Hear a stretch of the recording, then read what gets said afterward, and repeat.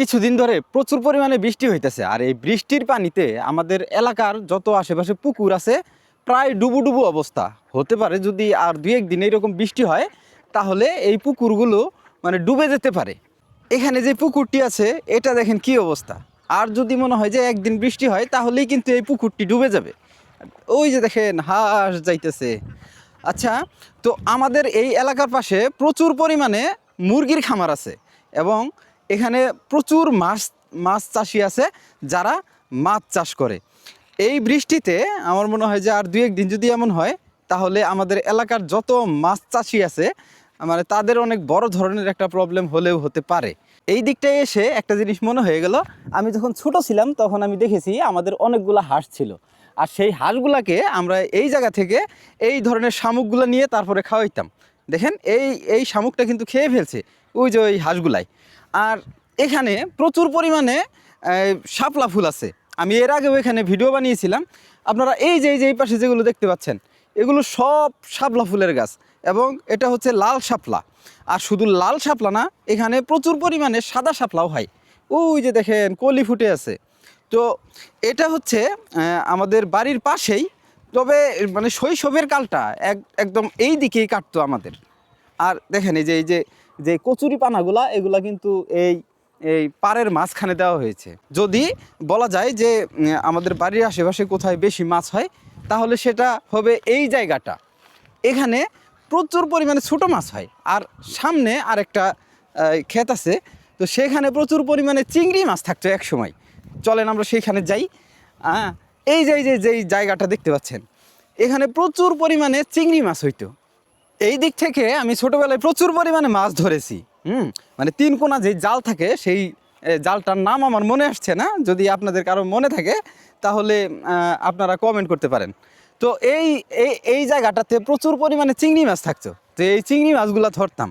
আর সামনে একটা মান্দা আছে। মান্দা কাকে বলে আমি আপনাদেরকে বুঝাই। মানে একটা জায়গা থাকে ক্ষেতের পাশে যেখানে গর্ত করা হয়, অনেক বড় একটা গর্ত করা হয় যেখানে প্রচুর পরিমাণে মাছ এসে জড়ো হয়। তারপর যখন আশেপাশের পানি শুকিয়ে যায় সেখানে কিন্তু পানি থাকেই। আর সেই পানিতেই প্রচুর মাছ থাকে, মাছ এসে জমা হয়, আর সেই মাছগুলোই একসময় ধরা হয়। আর এই মাছগুলো হয় কিন্তু একদম মানে বিলের যেই মাছ সেই মাছটার মতো। তো এরকম একটা মান্দা ওই পাশে আছে। তো আমরা যারা টাঙ্গাইল বা মধুপুরের আশেপাশে থাকি তারা এগুলোকে মান্দা বলি। আর আমাদের এখানে যতগুলো পুকুর আছে প্রায় প্রত্যেকটা পুকুরেই এরকম মুরগি আছে। হতে পারে সেটা ব্রয়লার অথবা ডিম পাড়া মুরগি, এটাকে কি বলে পাকিস্তানি মুরগি না কি বলে, যাই হোক এরকম মুরগি আপনারা প্রত্যেকটি পুকুরে দেখতে পারবেন। আমি যখন ছোট ছিলাম তখন এই দিকে এসে অনেক ঝাপাঝাপি করতাম এই পানিতে। আর পানিতে ঝাপাঝাপি কীভাবে করতাম দেখেন, এটা নিয়ে ইন্টারেস্টিং একটা ঘটনা আছে। মানে যদি আমি এই দিকে মানে ঝাপাঝাপি করতাম প্যান্ট পরে, তাহলে বাড়িতে গেলে উদ্যম কেলানি খাইতে হইতো। আম্মা প্রচুর পরিমাণে বকাঝকা করতো।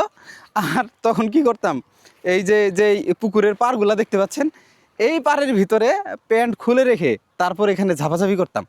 তারপর সেই প্যান্ট পরে আবার বাড়িতে যাইতাম। তো এরকম মজার একটা ঘটনা মনে হয়ে গেল। তো জায়গাটা কিন্তু মানে বলা যায় প্রাকৃতিক পরিবেশে খুব সুন্দর একটি জায়গা। এটা আমরা বিল পাড় বলি এটাকে।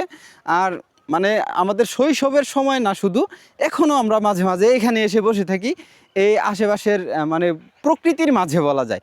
আর আশেপাশে কোথাও যদি বাতাস নাও থাকে তারপরেও এখানে বাতাস হয়, প্রচুর পরিমাণে বাতাস হয়।